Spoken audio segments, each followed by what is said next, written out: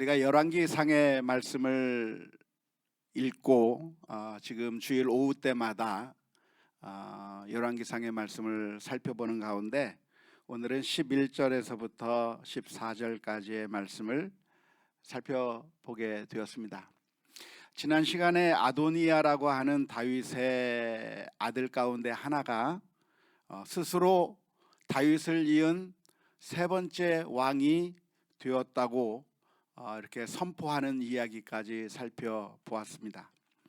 아도니아는 압살롬이 반역에 실패한 것을 반면교사로 삼아서 그리고 벤치마킹을 해가면서 이제는 내가 참 왕위를 잘 이어받겠다고 하는 철저한 계획 가운데 여러 사람들을 모으고 그리고 사람들을 불러서 왕이 되었다고 선포하게 이르게 되었다고 하는 이야기까지 살펴보았는데요.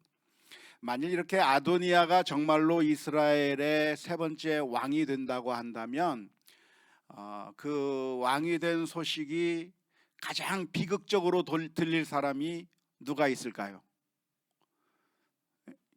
누가 가장 비극적인 소식으로 듣겠습니까? 물론 국민들이 좀 비극적일 겁니다. 다윗과 같은 좋은 왕, 또 솔로몬과 같은 좋은 왕이 우리들의 왕이라고 한다면 참 좋겠지만 정말 왕이라고 하는 직분은 이렇게 뭔가 거만한 그리고 교만한 자리가 아니라 사실은 왕이라고 하는 직분은 백성들을 도와주고 섬기고 막힌 것이 있으면 뚫어주고 문제가 있으면 해결해주고 정말 백성들을 위해서 존재하는 게 왕인 것인데 그런 왕의 사명이 없이 그저 왕이 누리게 되는 그 영광, 왕이 누리게 되는 그 화려함, 그게 탐이 나서 왕이 된다고 한다면 가장 큰 피해를 누가 당하게 될까요? 국민들이 당하게 되는 것이죠. 물론 국민들에게도 큰 피해가 되겠지만 그러나 실질적으로 가장 긴급하게 위험에 빠진 사람이 한 명 있을 겁니다. 그게 누굴까요? 솔로몬입니다. 다윗은 이제 늙어갔으니까 이제 왕을 그만둘 때가 됐고요. 사실은 다윗이 솔로몬으로 하여금 세 번째 왕을 삼겠다고 하는 그런 계획 가운데서 이 솔로몬을 우리나라식으로 하면 세자 책봉을 한 거나 다름이 없는 것이죠. 이 솔로몬을 왕으로 세우겠다고 하는 그런 계획 가운데 있었는데 솔로몬이 아닌 아도니아가 왕이 되어서 권력을 잡는다고 한다면 그 아도니아가 솔로몬은 동생이니까 살려주겠죠? 어떻게 됩니까? 죽이는 거죠. 가장 위험한 적이라고 할 수 있는 솔로몬을 그냥 내버려 두지 않고 죽일 수 있는 상황에 이르게 되는 것입니다. 열왕기상 1장 12절 말씀에 보면 이렇게 기록합니다. 이제 내게 당신의 생명과 당신의 아들 솔로몬의 생명을 어떠할 계책? 구할 계책을 말하도록 허락하소서. 나단 선지자가 밧세바에게 와서 하는 이야기가 무엇이냐면 아도니아가 왕이 됐는데 왕이 되겠다고 지금 이러고 있는데 이 위급한 상황 가운데서 밧세바의 생명을 구하고 솔로몬의 생명을 구할 계책을 말할 수 있게 해달라고 말하는 걸로 봐서 이 나단 선지자도 지금 무엇을 느꼈냐면 아도니아가 왕이 되면 제일 먼저 누구를 죽인다? 솔로몬을 죽이고 밧세바를 죽인다고 하는 사실을 알기 때문에 이 나단 선지자가 와서 이야기하고 있는 것입니다.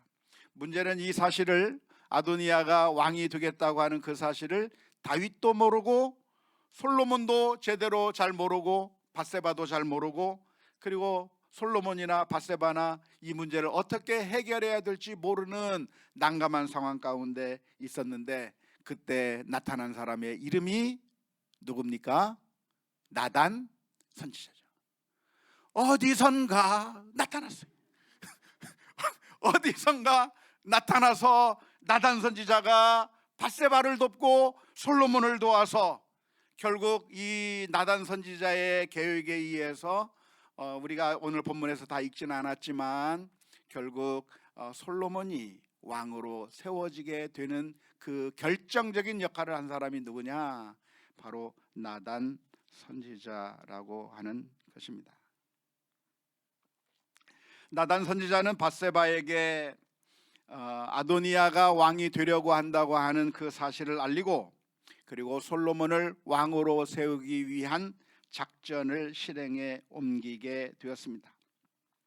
밧세바로 하여금 다윗 왕 앞에 찾아가라고 이야기하는 겁니다. 그리고 밧세바로 하여금 다윗 왕에게 하소연하라고 말하는 것입니다. 다윗이 밧세바에게 약속했던 그 일을 상기시키면서 지금 솔로몬을 왕으로 삼겠다고 했는데 지금 이게 어찌 된 일입니까? 아도니아가 왕이 되었다고 하는데 이게 어찌 된 일일까 하면서 다윗 왕에게 그 사실을 알리라고 이야기했습니다. 왜 다윗에게 알려야만 할까요?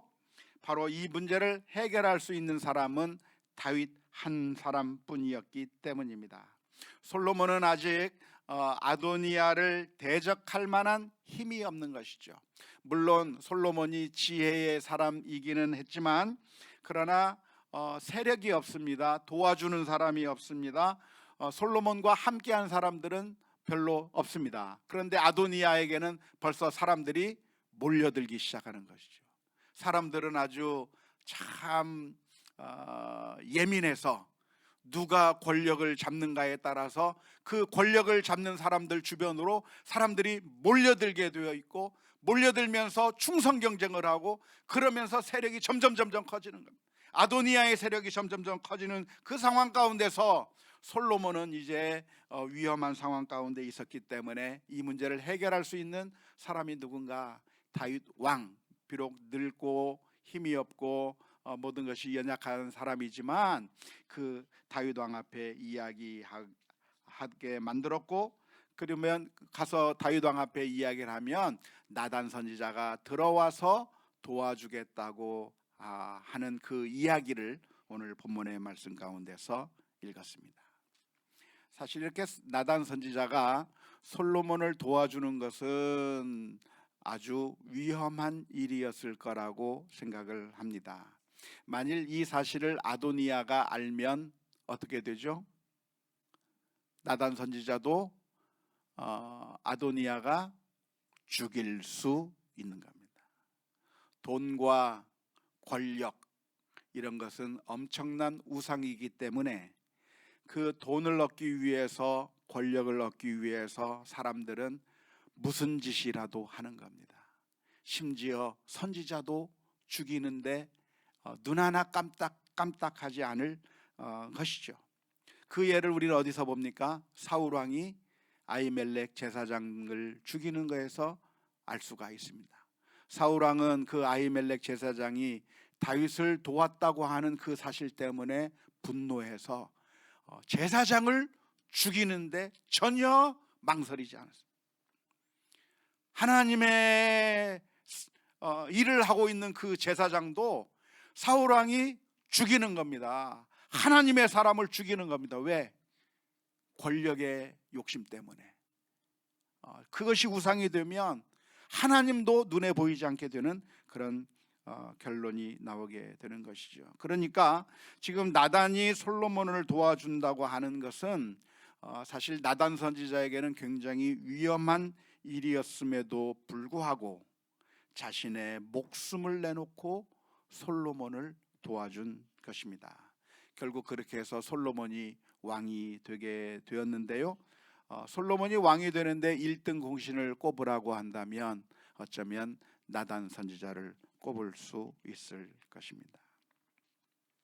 우리가 잘 아는 대로 솔로몬은 지혜의 왕이었습니다. 하지만 그 지혜의 왕이 될 수도 있는 이 솔로몬이 꽃도 피워보지 못한 채 조용히 사라질 그런 아주 긴박한 상황 가운데 있었는데 나단 선지자가 나타나서 도와주었고, 그래서 결국 그 나단 선지자의 도움 때문에 솔로몬이 왕이 되게 되었던 것이죠.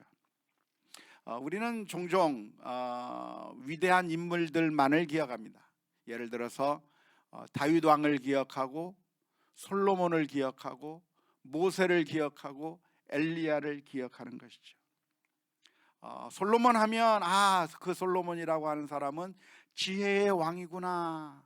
솔로몬의 시대 때 이스라엘은 아주 부강한 나라가 되었고, 솔로몬의 시대 때 이스라엘은 아주 국력이 많이 커지고 정말 훌륭한 왕이라고 하는 사실을 우리는 기억하고 있습니다.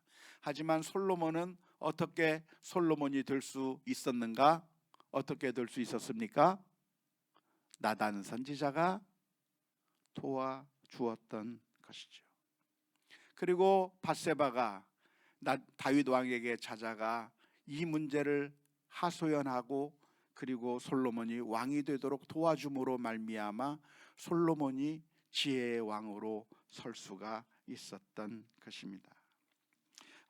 우리는 솔로몬에게만 집중하기가 쉬운데, 사실은 솔로몬이 되기까지 그 주변에 있었던 수많은 사람들의 도움의 손길들이 있었다고 하는 사실을 기억해야 되고, 오늘 본문에서는 그 일을 누가 했는가?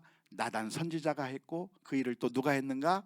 밧세바가 했다는 것입니다.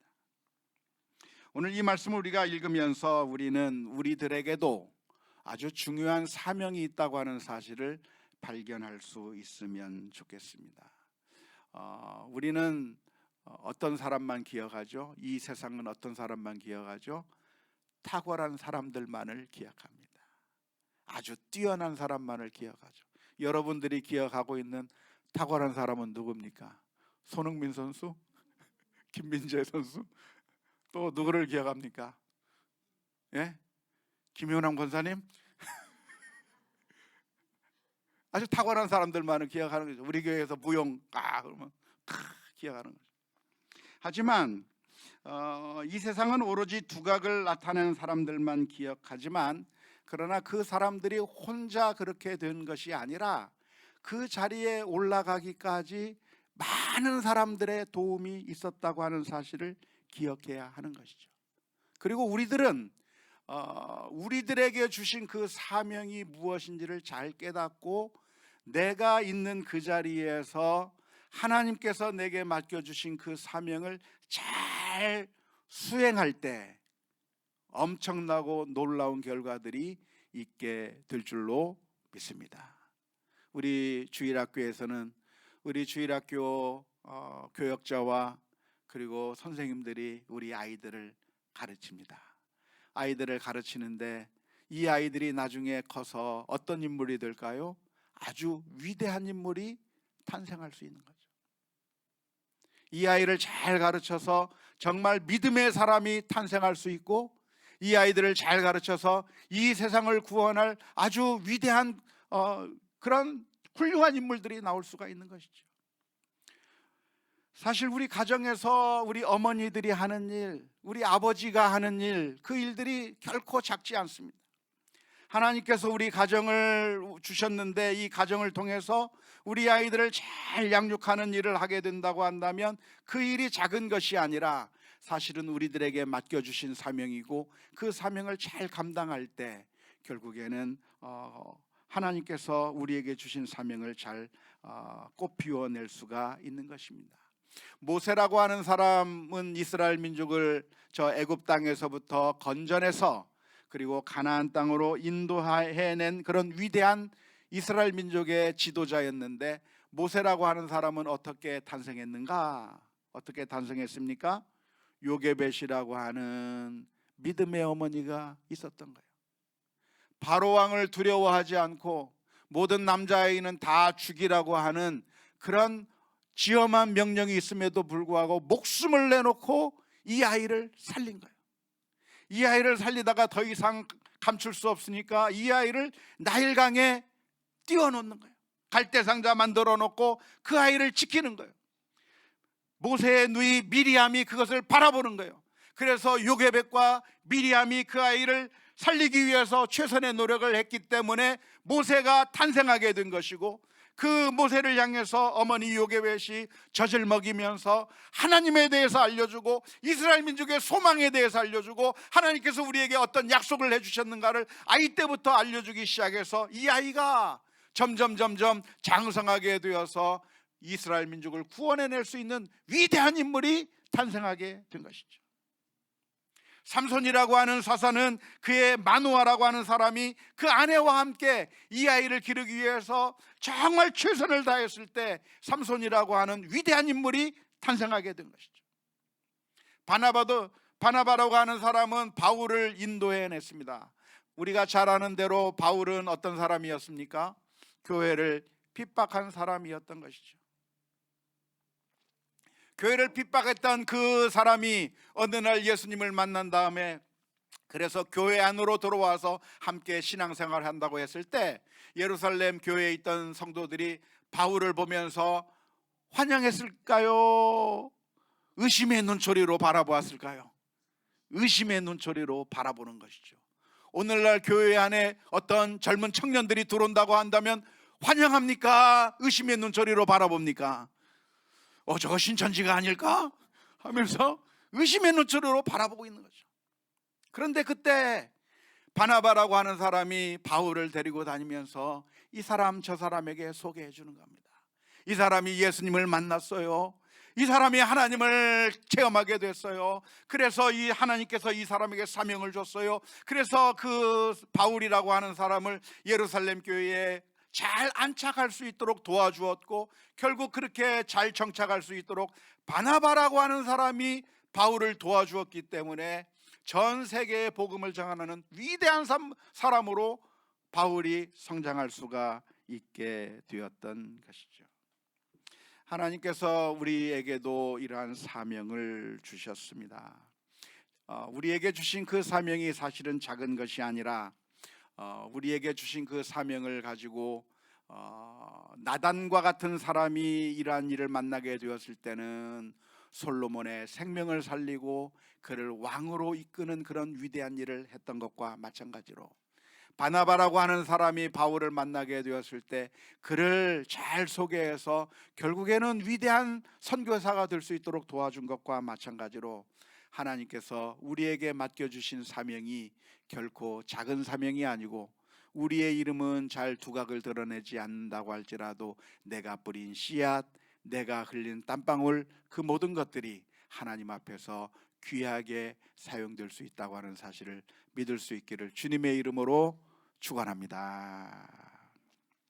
우리가 이 세상에서 살아가는 것은 어쩌다 보니까 이 자리에 있는 것이고 어쩌다 보니까 우연히 태어나게 된 것이 아니라 사실은 한 사람 한 사람 하나님께서 계획을 가지고 계시고 목적을 가지고 계시고 사명으로 우리들을 태어나게 하시고 이곳까지 인도해 주시는 줄로 믿습니다.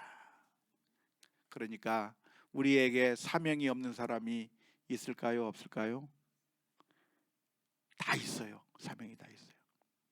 연세가 많이 드신 우리 권사님들 이제는 사명이 하나도 없나요? 예? 있어요. 우리 70 넘으신 애녹회 회원들만 대답해 봅시다. 73세 넘으신 애녹회 회원들만 대답해 봅시다. 우리에게 사명이 있습니까? 없습니까? 있습니다. 믿습니까? 무슨 사명? 옛날과 같은 그런 사명은 아니지만 기도하는 사명이 있잖아요. 따뜻한 말 한마디 해줄 수 있는 사명이 있잖아요. 내 옆에 있는 사람에게 잘했다고 고맙다고 말할 수 있는 그런 사명을 할 수 있잖아요. 우리의 사명이 무엇인가? 우리는 사명이 없다고 생각할 것이 아니라 하나님께서 내게 맡겨주신 사명이 무엇인지를 잘 찾아야 합니다. 우리의 사명은 무엇일까요? 첫 번째는 우리에게 주어진 것이 사명입니다. 내가 가지고 있는 것이 사명입니다. 우리에게 있는 것이 무엇입니까? 건강이 있습니까? 물질이 있습니까? 재능이 있습니까? 말을 할 수 있는 능력이 있습니까? 따뜻한 손을 가지고 있습니까? 아니 심지어 내가 경험하는 그 슬픈 경험도 때로는 좋지 않게 보였던 그런 아주 나쁜 경험들도 사실은 아무 의미 없이 우리들에게 주어진 것이 아니라 사실은 그것들을 통해서 하나님께서 우리에게 맡겨주시는 그 사명들을 행할 수 있게 만들어 주셨기 때문에 그 모든 것들을 주시는 것이죠. 내가 옛날에 실패했던 그런 경험들은 의미 없는 것이 아니라 사실은 똑같이 실패한 다른 사람들에게 위로해주고 힘을 주라고 하는 그런 의미에서 우리에게 사명으로 주신 것이기 때문에 우리가 가지고 있는 모든 것들이 사명이라고 하는 사실을 기억할 수 있기를 주님의 이름으로 축원합니다. 집에 가셔서 나에게는 무엇이 있는가를 한번 적어보세요. 여러분들에게 무엇이 있는가를 적어보세요. 여러분들에게 무엇이 있습니까? 예? 볼 수 있는 눈이 있잖아요. 못 보는 사람도 있는데 볼 수 있는 눈이 있잖아요. 들을 수 있는 귀가 있잖아요. 만질 수 있는 손이 있잖아요. 아니, 지금 살고 있잖아요. 생명이 우리에게 있잖아요. 지금까지 우리가 가지고 있는 그 모든 것들이 아무 의미가 없이 우리들에게 주어진 것이 아니라 우리가 가지고 있는 모든 것들은 그 어느 것도 그냥 아무 이유 없이 준 것이 아니라 사실은 하나님께서 내게 은사로 주신 것이고 사명으로 주었다고 하는 사실을 기억하면서 우리가 던져야 될 질문은 내게 있는 것이 무엇인가를 질문해 보아야 되고, 더 나아가서는 이 있는 것으로 나는 무엇을 위한 사명으로 이것을 가지고 있을까 질문할 수 있는 우리 모두가 다 될 수 있기를 주님의 이름으로 축원합니다. 두 번째로 우리가 가지고 있는 사명이 무엇입니까? 그것은 우리가 처한 상황이 사명입니다. 사마리아 사람은 길을 가다가 강도 만난 사람을 보게 되었습니다. 그렇게 강도 만난 사람을 만나게 되었을 때 제사장과 레위인은 이것은 내 사명이 아니라고 생각하고 그냥 지나치고 말았습니다. 하지만 사마리아 사람은 어떻게 했습니까? 저 사람은 나랑 관계없는 사람이 아니라 저 사람은 강도 맞는 사람이고 나에게는 2데나리온이 있고 나에게는 포도주가 있고 싸맬 헝겊이 있고 나에게는 낙타가 있어서 이 사람을 싸매주고 치료해주고 이 사람을 데리고 여관에 가서 도와줄 수 있는 능력이 있으니 내가 이 사람을 도와줘야 되겠다고 하는 생각으로 다가가서 도와줄 수 있었던 것이죠. 리브가라고 하는 여인은 물 길러 나왔다가 지나가는 사람을 만나게 된 겁니다. 그 사람을 만나서 목이 마르기 때문에 그 사람에게 물도 떠주고 또한 그 사람이 끌고 온 짐승에게도 물을 주며 사랑을 베풀 수 있는 그런 사명을 주었는데 그것이 얼마나 큰 위로가 된 사명인지 모릅니다.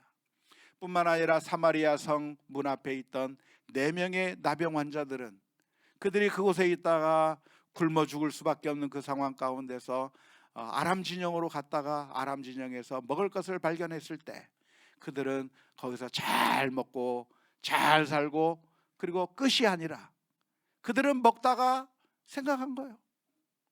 저 사마리아 성에는 우리 동포들이 죽어가고 있는데 우리는 여기서 배부르게 먹고 있구나. 그 사실을 생각하면서 우리가 빨리 돌아가서 이 사실을 알리지 아니하면 화가 우리에게 있으리라 생각하고 자신들의 사명이 무엇인가, 자신들은 이 먹을 것이 여기에 있다고 하는 사실을 발견했다고 한다면 그것을 알리는 게 나의 사명이라고 생각하고 아람 성으로 사마리아 성으로 들어가서 그 사실을 알리게 된 것이죠.